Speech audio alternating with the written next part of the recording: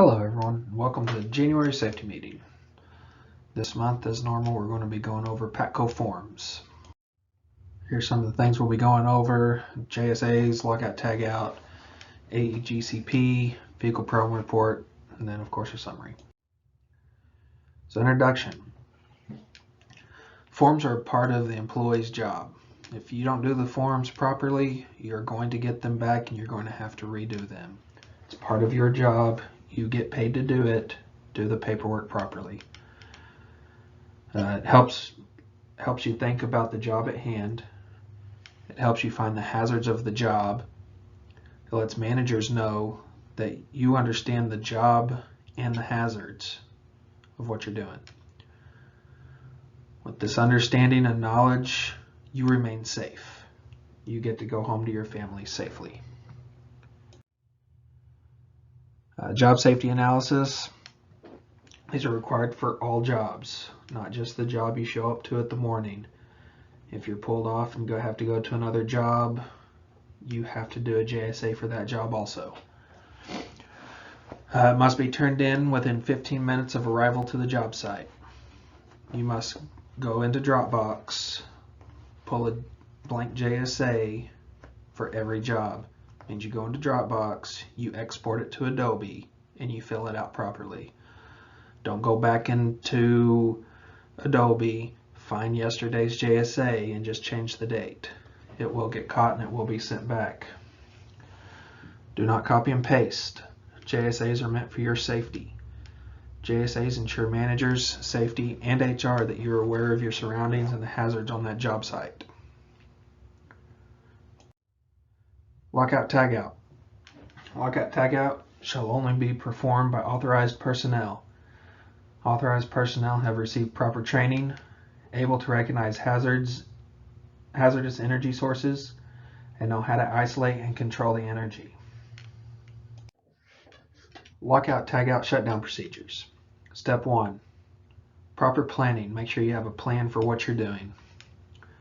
Step 2. Notify all affected personnel. Step 3. Shut down operating controls. Step 4.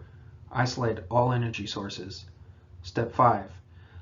Lock out and tag isolated devices. Step 6. Release all stored or residual energy. Step 7. Verify the isolation of energy. Lockout tagout startup procedures. Step 1. Notify all affected employees before lockout tagout is removed. Step 2. Clear all tools and other items from equipment. Step 3. Reattach any guards that have been removed. Step 4. Remove locks. Step 5.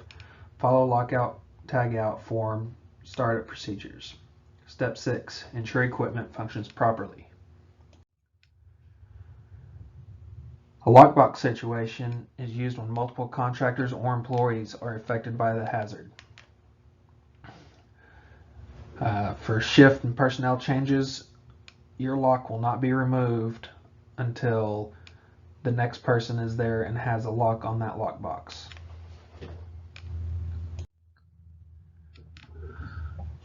Lockbox. All employees working in affected area must have a lock and tag on the LODO device. Tag must include employee name, phone number, and company name. A group leader is responsible for all affected employees. They must prepare the lockout tagout procedure form, maintain control of master lockout tagout lockbox, verify effective employees have lock and tag properly attached, place his or her key in the lockbox with the second lock attached to the box. When work is complete, locks are removed by employees. Group leader will unlock the lockbox to retrieve his or her key. Group leaders will then remove his or her lock from the lockout tagout device. Shift personnel change. System must remain locked during shift or personnel change. Person leaving shall not remove his or her lock until the person arriving has locked out the device with their own lock. PATCO requires a lockout tagout form to be filled out properly and submitted for all required lockout tagout jobs. After you perform the shutdown procedures, make sure you send that in to your manager so we can get it in. Make sure you're doing paperwork properly and not just pencil whipping the form. And then once you do startup procedures, resend it in, and then we'll file over your originally sent in form. PATCO requires a lockout, tagout, lockbox form to be filled out properly and submitted when a lockbox is required. So if you're having to do a lockbox for any lockout, tagout, you're still required to perform a lockout, tagout form along with a lockbox form. Assured grounding. OSHA regulation can be found in 29 CFR 1926.404 Bravo 1 Roman numeral 3. If you Googled that, it'll pull it right up. You can read the entire regulation.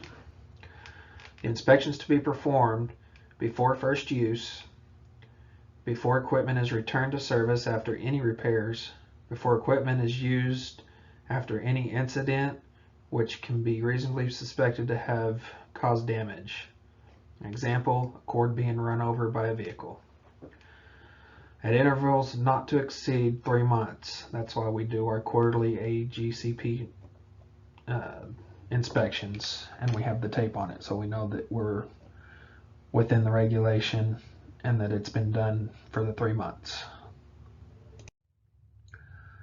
PATCO's AEGCP quarterly inspections, January 1 through March 31st, your cords will have white tape on them. April 1st through June 30th, cords will have green tape on them. July 1st through September 30th is red tape. And October 1st through December 31st is orange tape. Make sure the tape is done at both ends of the cord. So let's see. Stop work will occur if any PATCO cords are not complied with. Work will not start again until all cords have been inspected and taped and the AGCP form has been filled properly and submitted. Vehicle problem report. Vehicle problem report will ensure company vehicles get repaired. Do not just tell Keith that there's something wrong with the vehicle without filling this out first. Keith does not keep parts on the vehicle for the vehicles on him at all times. He needs notice. That way he can get parts ordered that he needs. Fill out the form properly, get it to your manager and Keith, or they will get it to Keith. In summary, all forms shall be filled out properly and submitted in a timely manner. Daily JSA forms are a way for employees to recognize and understand the job site hazards. Lockout tagout form is a step-by-step guide to shut down, lock out, and tag and restart circuits and equipment in repair. AEGCP is to ensure all cord sets are functioning properly. Vehicle problem report will ensure that company vehicles get repaired. There is no time for laziness or complacency when filling out these forms. These forms are official documents for any OSHA inspection that can occur at any time. If forms are not filled out properly the first time, it could result in a stop work situation until the form has been filled out properly. If there's any questions, you can email me, you can call me here at the shop, or my cell phone number is in the email that notified you about this training. You can get a hold of me, ask me any questions you need to. If you need anything, let me know. Make sure you do the monthly fire extinguisher check. Get those checked off so we know that they're good to go. I hope everybody's had a good start to their year, and we'll see y'all out there. Have a good one.